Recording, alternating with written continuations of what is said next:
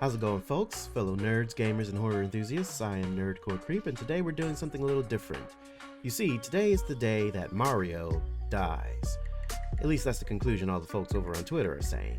In actuality, today marks the end of the 35th anniversary celebration of Nintendo's mustachioed mascot, in which Nintendo decided to end sales both digital and physical of select Mario-related games and other clothing items in an effort to exploit the fandom's FOMO and capitalize on sales, but many like-minded individuals didn't accept that and decided what is actually happening is Mario will die. After all, Nintendo's already killed Mario's clearly superior brother, Luigi, at one point, so clearly this theory isn't too far-fetched. Right? Right? So as today is the day that Mario leaves this mortal plane, I thought it appropriate to send our mustachioed friend off the best way I know how, with a creepypasta.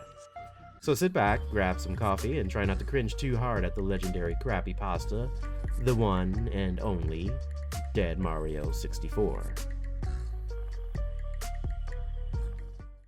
Super Mario 64 is a video game that, honestly, I could not get into.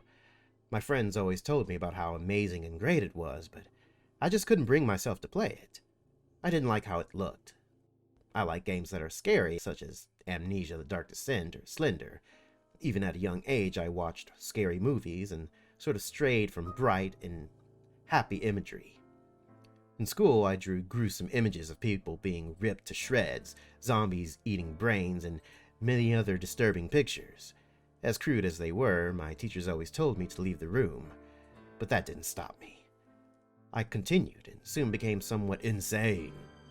My mother, who was in the hospital, forced my father to take me to a counselor. After a few weeks visiting the counselor, I began to feel normal again. I did well in school, no more scary imagery on paper, and I even stopped playing scary games. I made many new friends, and we all had good times. At the age of around 15, my friends began talking about this old N64 game called Super Mario 64. I asked them what it was, and they told me it was a revolutionary game, and I needed to play it.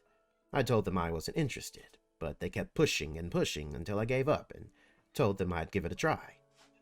I went over to my friend's house later, who gave me an extra copy. It looked a bit beaten, but it was old, so I excused it for now. My friend said it still worked fine. He also gave me a free N64 to play on, but only for a week. I went home, plugged in the N64, and began. The game ran normally, I thought, until something odd happened.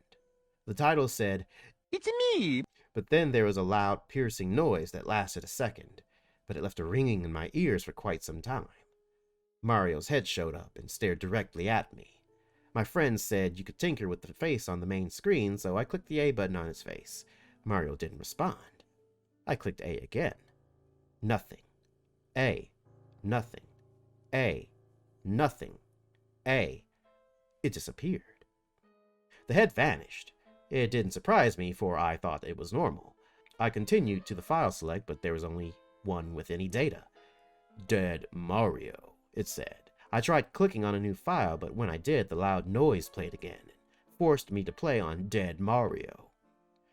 I chose the file, and it started immediately.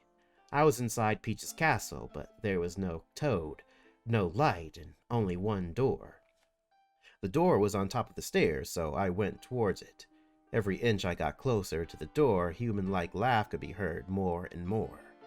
I went inside the door, but a text box stopped me, and it said, "Your fault."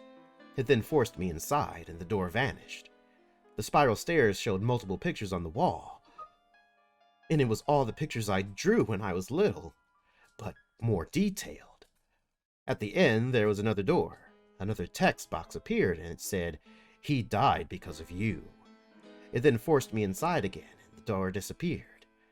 I was then in the circular room. There were pictures of my friends and family, and there was a sign in front of me. "Pick one," it said. I was legit scared, and it was pretty hard to scare me, but I continued since I was curious. I went to the picture of the friend who gave me the game, and a flash of light greeted me to a screen with a hovering knife. Underneath it, the text said, "End it." I clicked, and I heard a scream. The game then told me in a strange voice, "You killed him," and shut off. I was glad. The next day, my friend called me and told me that the guy who loaned me the game died. I was in shock and told him everything. My friend told me I was crazy and hung up. I think I was. But who can say what was real or not anymore? Maybe it was a dream. Maybe it was just a coincidence. But the game was strange. I knew it. I took the game and threw it in the trash, hoping to never see it again. Hopefully, I won't.